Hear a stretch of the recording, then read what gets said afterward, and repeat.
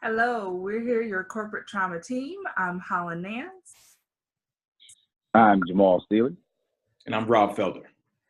and tonight we have a fabulous discussion ready for you all. Tonight we're talking about, as you've heard, anybody that's watching the news or listening to the radio has heard all of the information going on about workplace and sexual harassment right now. So we thought it'd be a really great conversation to share with our corporate trauma audience, just so that we can hear from you all, as well as share our own experiences and things that we've learned in our various levels of corporate leadership. All right, so Jamal, why don't you just start talking about how sexual or workplace harassment relates to the whole corporate trauma idea? Thank you, Holland. When we think about workplace harassment and sexual harassment in particular, it relates to corporate trauma because remember, corporate trauma is really about the emotions that are related to negative experience. When we talk about fear, stress, anxiety, frustration, anger, and even cognitive dissonance, we're talking about corporate trauma. Because these are the residual effects of any physiological, psychological, spiritual, emotional, or financial damage or disruption resulting in significant or sustained negative interactions in the workplace. And there's no greater negative interaction in the workplace other than that which will bring about the moniker of harassment of any kind. And then it's like the curse that keeps on giving, because if it's not resolved, it becomes a residual effect in all the work that we do. It could be misplaced, it could be misperceived, or it could just be just a unresolved kind of just cancer sitting in the psyche of the professional because of the negative interactions that they've sustained. So how it relates to corporate trauma is it has to be resolved. It has to be equaled out with either resolution or positive reinforcement in order for that professional to move on. Excellent. You used some real powerful words there, like a cancer that must be removed. Robert, talk about how important awareness is. So when we're thinking about awareness, the one key piece that comes to mind is understanding how those things affect other people. And a lot of times when we're focusing on everything else on the peripheral, we start to forget the main issue. And that main issue is how those things end up affecting other people. Mm-hmm. You know, because when we're thinking about corporate trauma and when we're thinking about sexual harassment, that link is really connected deeply when we think about when you can't be yourself, right? When you have to think about how someone else may view you, or if you speak about some of these things, how they may negatively impact your career. And that awareness around how the trauma piece plays into it all. When you can't be yourself, that's a tough situation, especially when someone else is taking advantage of you. Mm-hmm. Excellent point. Absolutely. So along the lines of awareness, I took some time to look at the Department of Labor to understand how our government and the law defines workplace harassment. And to fully understand what this means, it covers everything that's included in Title VII, which are all of the protected classes. Those are race and gender, sexual identity, ethnicity, age, disability, and even parental status. All of those things are included in the law as it relates to workplace harassment. Now, more particularly, we hear currently issues relating to sexuality and gender identity, whether it's members of the opposite sex having interactions that are defined or described as harassing or uncomfortable, or members of the same sex. All of that is still included in the descriptions of workplace harassment. Now, there are just two basic categories, right? There's that whole quid pro quo, which basically means this for that. If you do this, you will get that. Or if you give me this, then I will give you in exchange that. So there is some sort of exchange expected, and the expectation that you must act or perform in a certain way as it relates to something that is not mutually or consensually accepted by both parties. And then the other part is just general hostile workplace environments, right? That relates specifically to what we talk about with corporate trauma. All right, Jamal, what are your thoughts about a hostile work environment? Well, a hostile work environment can be one of many things.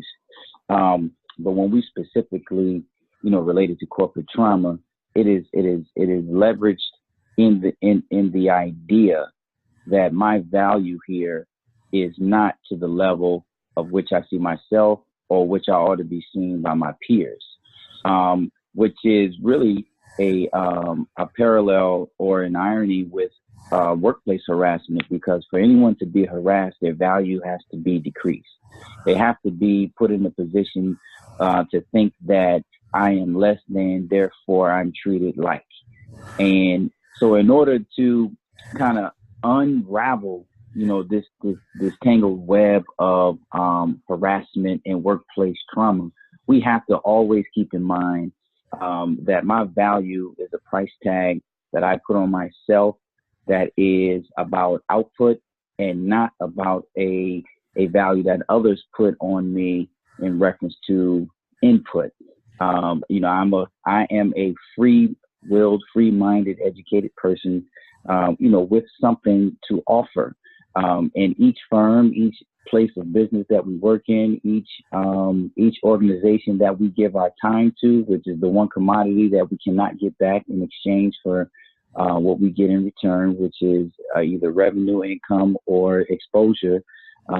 This is the bottom line for us to really leverage how we proactively alleviate and prevent workplace harassment and trauma. So we have to make sure that our value in respect to our workplace positioning is always kept to the forefront, and we write that narrative and we decide on what that is. Right, absolutely. So, Robert, now with all of the media discussions that are happening now, why do you think those things are taking place now when a lot of these instances have happened many years ago? Why do you think this is a conversation that's come up in such a big and prevalent way now? Well, there's been a paradigm shift, right? So the worldview of the boys club is always right. It's shifting in many respects, in many aspects. So there's always been women who have spoken about these things, as well as maybe a few men who have experienced it. But now when you actually get people to say, you know what, I think that person's right. And everyone has a platform. So now you can sit and you can speak on something, and it can reach hundreds of thousands, if not millions of people. And once it does that, it reaches that tipping point that even the folks who may run the media or who may be in charge of a number of different things, they can't stuff it in the pillow or underneath the bed and make it disappear. That's no longer acceptable. So you can't just say, hey, you know what, we're just not going to put that person on TV for the next week. Let's send that person on vacation in a nice cruise to Tahiti or something along those lines. It's like, hey, we have to be actively taking care of this, and we have to show folks that we're aggressive in making sure that we solve these issues. So you see folks, once there's something that comes out about them, they're fired the next day. Right. And now, granted, I have a feeling that the folks who are being fired, there was rumblings underneath for decades. Mm-hmm. Many of these folks, these aren't folks who are young. These aren't individuals who, this isn't just like some college thing. A lot of these are things that have been happening for decades. No one stood up. And now it's like, you know what? It's hit the surface. You're gone. I can't protect you now. And I think that's a big factor. Folks are saying, you know, now that everyone knows, I can't sit back and say I don't, mm-hmm. which is a good thing, but it's sad that it took so long to get here. Right. I agree with you. So let's bring it in a little closer, right? We've seen what's been happening on a national scale or even in some points a worldwide scale. Let's talk about some of our own experiences and provide some lessons learned to our corporate trauma audience. So Jamal, talk about some things that you've learned over the years working in the corporate environment or just maybe even in the private sector. You know, that's a very interesting question because, I think when we look at it, we talk about, what is one's perspective on what's being done, which is a slippery slope. But to really leverage and base it on personal experience, I've been in environments where this was an obvious thing that was taking place that had to be addressed. And then there are other times where now, because of it being something that's out in the forefront and something that we have to address, now I can take it. Now I've seen individuals take advantage of it because just the allegation of it brings about so much taboo and questioning. Is even an advantage that could be created by those who would say that they've been treated in a certain manner. But personally, I found myself in a position one time where I was the leader in a particular organization, and I had to make a tough decision in reference to the employment of one of my direct reports. And this individual felt as though that they had no recourse but to retort my disciplining them with a claim of sexual harassment or workplace harassment or some type of discrimination. And when that is put on the table, everything stops. There's an investigation that takes place, and then there is a whole list of things that have to be done to make sure that the workplace is an environment for everyone. Just like Robert said earlier, this is about how it affects other people. Long story short, I had to work for 30 days or more with this individual in this close-knit work environment under a false claim, and the residual effects of fear and stress and the possibility of my reputation being misrepresented and maybe even resulting into having to leave the job or get fired was something that I had to deal with. But obviously I wasn't necessarily responsible for what was being said about me. But I also often wonder, well, what is going through the mind of the other person? What did they hear that I didn't hear? What was said, what was perceived, and how do we prevent this in the future? And one of the theories I have on it is, when you're in the workplace, it's very easy for conversations and for the lines between colleagues and friendships to be blurred. So I always say hospital food. When you go to the hospital and you eat, that meal is very bland. Is turkey slices, gravy, mashed potatoes, and green peas and corn and a bowl of Jello and a juice box. It's not seasoned at all. That's how we have to view our conversations, our relationship, because once you start to add spices to it, that can be taken out of context subjectively, or even your personal feelings bleed through the professionalism that you have to maintain. You don't have any idea how that's going to affect the other person. So we have to always be careful. So when we have our interactions, when we have our conversations, when we interact with our colleagues, always remember, take the hospital food route, because it is protection for you in the end. Mm-hmm, absolutely. Robert, what about you? What lessons learned would you share with the corporate trauma audience? So something for me that I've really taken on full tilt is I act like I have no idea. When I say no idea, I'm talking about in regards to if someone's flirting, if I don't give a, and it's crazy to say. I take it from the standpoint of I just say hello and goodbye. And we can talk about a lot of different things, But when it comes down to a compliment, in my mind, I know how certain things can be taken the wrong way. But on top of that, I know my wife has said before, I can say something to her, and she's like, well, what you said and what you say you meant is two different things, right? So how someone takes it, how you say it is one thing, but the impact of what you said can be completely different from what you expected. So for me, it won't even be food when it comes down to me. I'm just like, hey, how's it going? Awesome. I'll see you later. Or if it's not work, I have no idea. Oh, Robert, you look awesome today. Thank you. Have a great day. And it's not to say that I'm expecting that every woman that I come by and I speak to will think that I'm trying to come on to her or whatever the case may be. I just don't want it to be, I don't want to say something that seems normal to me to come across as something different. And that's the piece that I think many of us, we fall into the trap. Because what you spoke about at your last, the way that you spoke to individuals at your last job can be something completely different at your new job. And those folks at the new job may not be about that type of life. In the world that we're in right now, you can't afford to have missteps, especially when you're in the workplace and depending on how high you are up in that company. So a certain touch to the back may be a problem.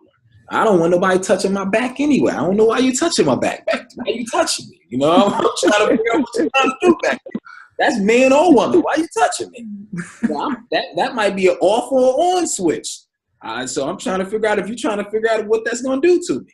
So I won't touch you, and I hope you don't touch me either. So that's my lesson is really to keep those boundaries in place and understand that what you think is common sense isn't common sense. Common sense is only common when you have something in common. And until you guys get to that level of each other's family, each other well enough that you know what that person means. And when that person shake their head a certain way, that lets you know, like, yeah, that wasn't acceptable. You automatically know to apologize. And I don't think a lot of us know each other that well in the workplace to even be there. So I say keep your distance. And when you do start to get close, hopefully neither one of y'all married and y'all okay with saying, hey, how's it going? And y'all don't mind rubbing each other back. Maybe it turns into, you get a ring and y'all have babies. But outside of that, if that's not what you're looking for, man, you focus on an awesome performance review and satisfying the customer, Right. Hospital food. The only thing I can add to that is boundaries, right? We go to work to serve our clients, our corporate objectives and agenda, and any of our own personal needs, such as relationship, potential spouses, etc., are not to be met in the workplace. Plain and simple, right? Do that stuff on your own time. So boundaries are important. Keep it all about the work, right? When you are giving somebody a compliment, let it be about the work, not about how awesome your tie is or how well your suit fits or any of that kind of stuff, or how, oh, did you get a new haircut? Any of that kind of stuff can be misinterpreted. So the key here is to be mindful of how those things I think if we take a moment and run through our minds the many ways a simple statement can be taken out of context, we will keep our language and our actions very specific and very work related. And a lot of times we become overly cordial in the workplace. And I'm not saying that we can't be friendly and have that great camaraderie that every workplace should include, but that everything, especially in this environment, right? Because every company now is having these conversations about zero tolerance, and that they are not going to take the side of the person who is being listed as quote unquote the defendant in this situation, but they are trying to protect the liability of the corporation. So when we're in that environment, when we work for another corporation, they don't want to necessarily have to go to court or have to settle out of court. We want to be mindful and keep it all about the work. Your thoughts on that? People out there listening right now, they're like, man, y'all just want work to be all types of boring. I can't even say you got a nice haircut. No, don't say not a word. What if I, just, let me sit at my desk trying to figure out, is this what I really want to be doing today? Do I really want to do this work? Not trying to figure out if Susie is really trying to say, I got a nice haircut. I hope you want to come over here and sit by me a couple of hours. A lot of it is just keep it clean. Yeah. Find your joy in the process of completing the objectives, right? That's what that 9 or 10 hour period is for. But you dedicated this time in your day to grow professionally, to grow in your skill sets and enhance your social interactions as it relates to workplace and professional interactions. Use that opportunity to network, to find out more about how you can build your skills. Those are the types of fun conversations that can happen in the workplace. So it's just about reminding yourself that, hey, this could very easily be misinterpreted and I could be involved in something that I really don't want to participate in. Jamal, your thoughts? Yeah, and I would add just never forget why you are at your job or why you're at work. Mm-hmm. Because if you can stay squarely centered on why you're actually there, the other things, the extracurriculars, will become few and far in between. Not that you won't become more familiar, because some of us work in environments where we're at work longer than we are at home with our family and friends. So relationships will be made, and norms and social things that will become socially accepted in your workplace environment. But never forget why you're there. I have a picture of myself that I wrote on this picture. It's a profile shot, and I wrote a message, and it's thumbtacked on my cubicle, because I want people to understand why I'm here. So I'm branding myself even if I'm not physically there. Because if you start to stray and distractions start to take place, then what takes precedence is what you are concentrating on and what you're interested in. It may not necessarily be the work 100% of the time. But if you don't forget why you're there, you can always pull yourself in and bring yourself back. And conjecture and rumors and grapevine will always be easily eliminated, because now everybody else knows why you're there, because you make that a painfully obvious statement every day you walk into that job. Absolutely. And as we prepare to close this conversation, this has been a fabulous discussion. We want to also encourage people that if they feel like in any workplace environment where they are experiencing corporate trauma or feeling like they're experiencing any sort of harassment, please speak up, right? Speak to someone from your human resources department, right? Because there are people there who are available to assist you when things become uncomfortable, or if you just have a question. Maybe you just want to find out, gentleman down the hall said my tie looked weird. It made me feel uncomfortable. Is this something that I need to be aware of? And that human resources person can tell you, hey, you may just want to tell the gentleman down the hall, when you talk about my tie, it makes me feel uncomfortable. It can be simply, eradicated or resolved with a one-on-one conversation. But sometimes if there are other issues happening, when we speak out, we'll find that there are people there to support and resources available for us. As we prepare to close, gentlemen, any closing thoughts about speaking out, lessons learned, or this whole conversation of workplace harassment in general? So for me, the one thing I will say is, in regards to our role, reach out to us.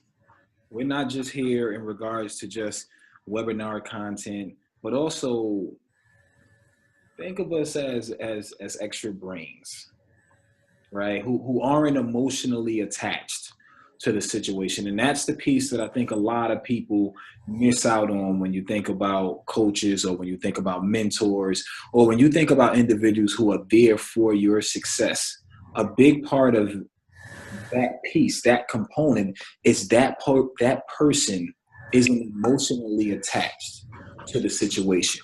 So the mind isn't foggy with all of the extras that comes along with it. So when we're talking about building out a plan, when we're talking about how do you want to approach this conversation, when we're talking about sharing your experiences, whether they're wins, losses, or difficult moments, it's being able to understand how to get through those things without losing your cool, and how to make sure that your message is appropriately articulated. So as the team, it's for me that the thought is really around, if it's not us, then making sure that you find individuals who you trust, that you can speak to, who can bring together, a message in your words, in which you need to open up and share with those who need the help. Thank you, Robert. Excellent. Jamal? Yes. To Robert's point, workplace harassment is usually squarely based on power and control. So think about the corporate trauma team as extra backing to your voice and your ability to articulate what is important to you.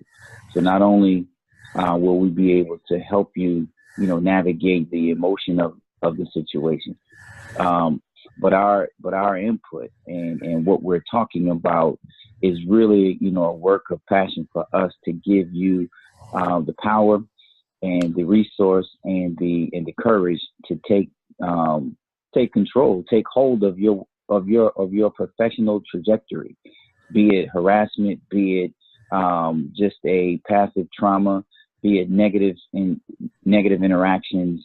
These are the things that we want to give you the ability to navigate through. And if it's just an unbiased ear to give you a sounding board to say, hey, I'm not crazy. Hey, I didn't imagine this really happened. And now I have something that I can use to push me through a tough situation. Because a lot of the workplace harassment, as well as corporate trauma in general, is really about misplaced power and control over those that are marginalized. And we're here to give you back your footing and your strength. Absolutely. All right. So if you've been listening and watching, we want to hear from you. So at the bottom of this video, there are spaces for you to share your thoughts and your comments. So please feel free, because we definitely want to hear from you. We want to interact with you and let us know how these topics and conversations really are providing you with great tools. All right. Again, we are your corporate trauma team. I'm Holland Nance. I'm Jamal Sealy. And I'm Rob Felder. All right. See you soon.